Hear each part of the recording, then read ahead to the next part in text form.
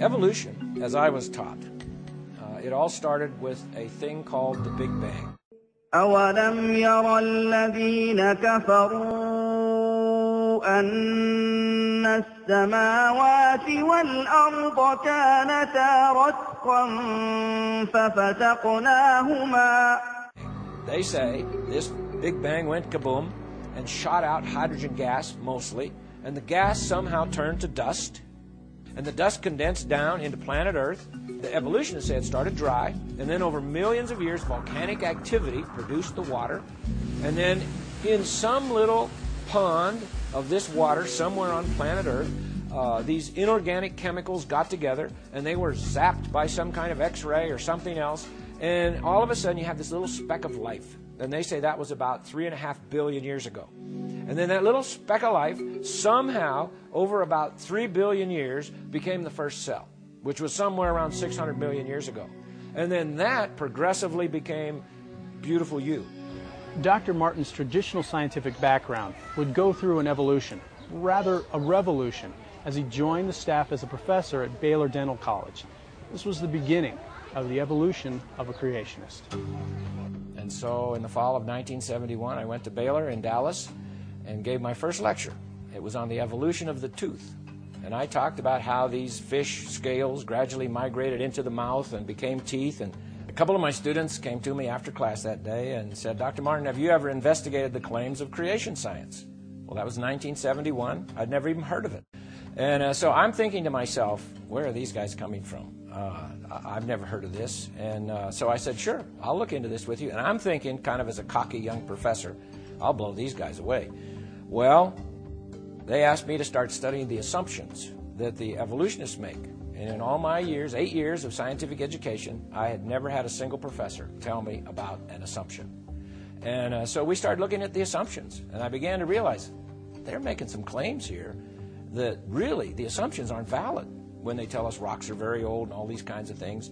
And then they asked me to start studying some animals and see if I thought that animal could evolve. Well, the first thing that we really studied together was this little bug called a bombardier beetle. And this little insect is about a ½ inch long, and it mixes chemicals that explode. So I began to think, okay, now how would that evolve? Let's say if evolution is true, and you're evolving along here, and you don't have a defense mechanism, because that is the defense mechanism of the bug. So if evolution is true, it had to somehow evolve that. So let's say it's coming along here. Well, the first time it evolves the explosion, what does it do to the bug? Boom, you just splattered your bug, okay? So splattered bug pieces don't evolve. So I thought, how could this have happened? Well, it doesn't blow itself up. It has another little factory inside itself that manufactures chemicals. A chemical acts as a catalyst so that when you squirt that chemical in with these other chemicals that are like in neutral, you get your explosion. Well, the first time it manufactured that little chemical, here it goes again, blew itself up again. But it doesn't. Why? Well, because it has like an asbestos-lined firing chamber. And even then it would blow itself up if it didn't have somewhere for the explosion to go. So it has like twin tail tubes. And it can aim these tail tubes all the way up, out the side, out the front. Let's say a spider is coming up toward its side and it doesn't have time to turn around and shoot. It can just take its little gun turret and aim it out there and shoot. The explosion on this little bug, all you hear, if you're listening as a human, you hear this pop. But scientists have now put that explosion in slow motion. And it's like about 1,000 sequential little explosions, but they're so fast, all we hear is one pop. And so you think, well, now, why would that be?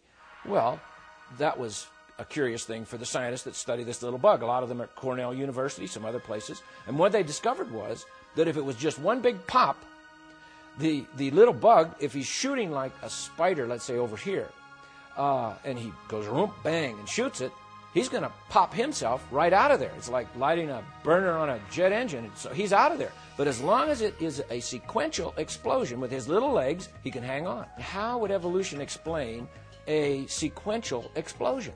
This little bug messes with all the theories of evolution. There is no way a slow, gradual process is going to produce this bug.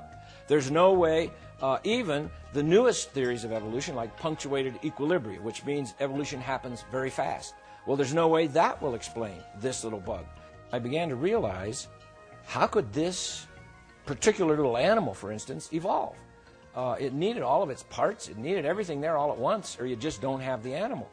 And my stomach started to churn, if I really want to be honest. And my wife would tell you, my stomach churned for 5 years. It took a 5-year struggle for me to begin to flip the way I think, from thinking in an evolutionary way to thinking in more this animal or little creature, little bug, whatever, was created fully formed, just like it is, because that went against everything I'd ever learned.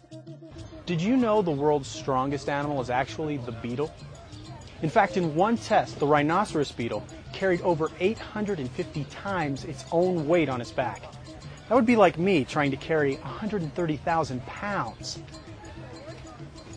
I don't think so. Now let's take a look at the world's tallest animal. The bull giraffe is about 18 feet tall. In order to get blood up that long skinny neck against gravity, the bull giraffe has to have a powerful pump, and that's his heart. And the heart of a bull giraffe can be as much as 2.5 feet long. Big, powerful pump. Now, as he's going along here, living his life, everything's just fine, but all of a sudden, this 18-foot tall creature decides, I need a drink of water. So he bends his head down to get a drink of water. Now we have a problem. Because now this powerful pump, instead of pumping against gravity, is pumping with gravity. And so the heart gives a mighty squeeze, and the blood shoots down his neck, hits his brain, and bursts his brain. And so now he just blew his brains out. Okay, so he's dying, and he must be thinking to himself, I need to evolve something here to take care of my problem. When I get a drink of water, I blow my brains out. Of course, we know dead creatures don't evolve. But he doesn't blow his brains out, because as he bends his head down, there are like little spigots in his artery that goes up the neck, little valves, and they close. But the last pump is beyond the last valve. And so it's enough to burst the little arterioles in his brain, but it doesn't go into his brain. The last pump kind of goes whoop underneath the brain into like a sponge. And this sponge just gently expands, and he hasn't blown his brains out, and he gets his drink of water, and now he sees a zebra kind of running up from this side, and he just ignores it. But he sees a lion coming up from this side. Oh, the lion wants to eat me. I got to get out of here. Now, how does he know the difference, by the way? Evolutionists can't explain that to us. But the fact is, here comes this lion. He's going to eat the giraffe. And so the giraffe jumps up. He runs about 5 steps, passes out. Not enough oxygen to his brain. While he's there, passed out, the lion is eating him. He must be thinking, I need to evolve something here. I got this problem. I pass out when I get up too fast. But he doesn't, of course. Well, why?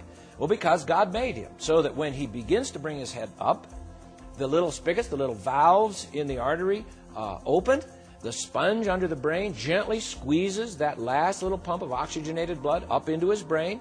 There are little valves in the vein that goes down the neck. They close, and by the time he's up and running, everything is fine. His blood pressure is fine, and he does just fine. Well, how would that evolve? He needs all of those parts, all there, all at the same time, all at once, or he's dead. And so I think the giraffe is another example of a designer. He needed a designer to design him just like he is.